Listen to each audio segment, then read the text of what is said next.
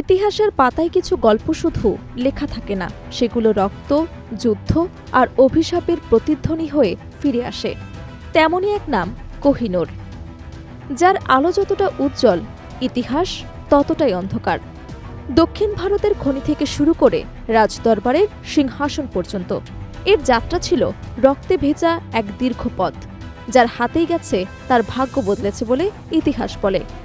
কখনো মুঘল, কখনো শিখ, কখনো ব্রিটিশ, সবাই চেয়েছে এটিকে, কিন্তু কেউ কি সত্যি পেরেছে এটিকে নিজের করে রাখতে, নাকি এটি শুধুই এক অভিশাপের ইতিহাস?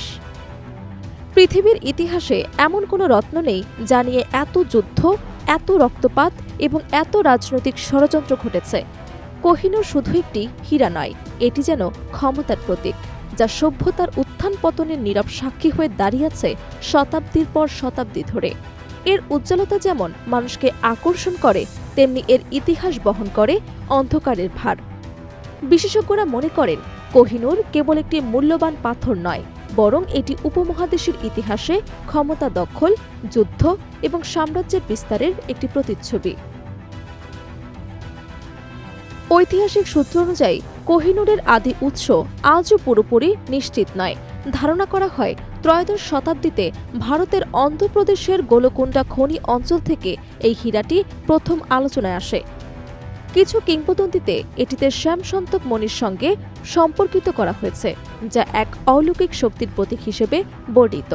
তবে লিখিত ইতিহাসে এর স্পষ্ট উপস্থিতি দেখা যায় ১৩০৬ সালের দিকে, যখন এটি কাকতালীয় রাজবংশের অধীনে ছিল বলে ধারণা করা হয়। এরপর শুরু হয় কোহিনূরের দীর্ঘ রাজনৈতিক যাত্রা। দিল্লির সুলতান আলাউদ্দিন খলজি দক্ষিণ ভারত অভিযান পরিচালনার সময় এই হীরাটি দখল করেন বলে বিভিন্ন ঐতিহাসিক সূত্রে উল্লেখ রয়েছে। সেই সময় থেকেই কোহিনূর কেবল একটি রত্ন নয়, বরং সামরিক বিজয় ও ক্ষমতার প্রতীক হিসেবে বিবেচিত হতে থাকে। মুঘল সাম্রাজ্যে কোহিনূরের অবস্থান আরও শক্তিশালী হয়ে ওঠে। সম্রাট বাবর তার আত্মজীবনীতে এই হীরার বিশালতা ও আকর্ষণের কথা উল্লেখ করেছেন।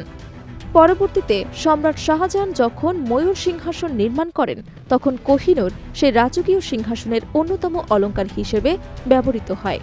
এটি তখন মুঘল সাম্রাজ্যের গৌরব, ঐশ্বর্য এবং ক্ষমতার এক নীরব প্রতীক। কিন্তু ইতিহাসের মোড় নাটকীয়ভাবে বদলে যায় ১৭৩৯ সালে। পারস্য শাসক নাদির শাহ আলী দিল্লি আক্রমণ করে মুঘল সাম্রাজ্যকে চরমভাবে দুর্বল করে দেন। লুটপাটের সময় তিনি কোহিনূর হীরাটি দখল করেন। কথিত আছে, হীরাটির আলো দেখে তিনি বিস্মিত হয়ে এর নাম দেন কোহ-ই-নূর, অর্থাৎ আলোর পাহাড়। সেই নামেই এটি ইতিহাসে স্থায়ীভাবে জায়গা করে নেয়। নাদির শাহর মৃত্যুর পর কোহিনূর আবার হাত বদল হয়। এটি পৌঁছে যায় আফগান শাসক আহমেদ শাহ আবদালির হাতে। পরবর্তীতে ১৯ শতকের শুরুতে শিখ সাম্রাজ্যের শক্তিশালী শাসক মহারাজা রণজিৎ সিং এই হীরাটি দখল করেন এবং ব্যক্তিগত অলঙ্কার হিসেবে ব্যবহার করেন। তিনি কোহিনূরকে নিজের বাহুবন্ধে ধারণ করতেন বলে ইতিহাসে উল্লেখ পাওয়া যায়। রণজিৎ সিংয়ের মৃত্যুর পর শিখ সাম্রাজ্যে শুরু হয় রাজনৈতিক অস্থিরতা ও বিভাজন। এই সুযোগে ব্রিটিশ ইস্ট ইন্ডিয়া কোম্পানি দ্রুত শক্তি প্রয়োগ করে নিয়ন্ত্রণ প্রতিষ্ঠা করে। ১৮৪৯ সালের দ্বিতীয় অ্যাংলো শিখ যুদ্ধে জয়লাভের পর লাহোর চুক্তির মাধ্যমে ১১ বছর বয়সী মহারাজা দুলীপ সিংয়ের কাছ থেকে আনুষ্ঠানিকভাবে কোহিনূর ব্রিটিশদের হাতে তুলে দেওয়া হয়। এরপর কোহিনূর চলে যায় ব্রিটিশ রাজপরিবারের অধীনে। প্রথমে এটি মহারানী ভিক্টোরিয়ার মুকুটে স্থাপন করা হয়, পরে স্থানান্তরিত হয় লন্ডনের টাওয়ার অফ লন্ডনে, যেখানে এটি আজও সুরক্ষিত আছে।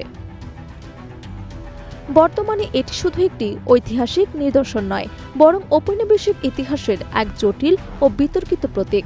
কোহিনূরকে ঘিরে বিতর্ক কখনো থামেনি। ভারত, পাকিস্তান এবং আফগানিস্তান বারবার এই হীরাটি ফেরত দাবি জানিয়েছেন। তাদের মতে এটি ঔপনিবেশিক লুটের প্রতীক এবং সাংস্কৃতিক ঐতিহ্যের অংশ। অন্যদিকে ব্রিটিশ কর্তৃপক্ষ এই দাবিগুলো প্রত্যাখ্যান করে এসেছে বারবার। বিশ্লেষকদের মতে কোহিনূর শুধু একটি হীরা নয়, বরং এটি ক্ষমতার ইতিহাস, উপনিবেশবাদ এবং আন্তর্জাতিক রাজনীতির জটিল সম্পর্কের প্রতীক। এর সঙ্গে জড়িয়ে আছে সাম্রাজ্যের উত্থান পতন, যুদ্ধ, দখল এবং সাংস্কৃতিক পরিচয়ের প্রশ্ন।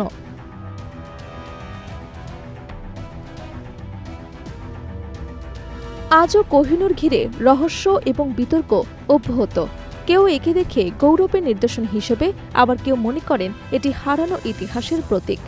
হীরাটি যেন সময়ের সীমানা পেরিয়ে এক নীরব প্রশ্ন হয়ে দাঁড়িয়ে আছে, ক্ষমতা, লোভ আর ইতিহাসের এই দীর্ঘযাত্রার শেষ কোথায়?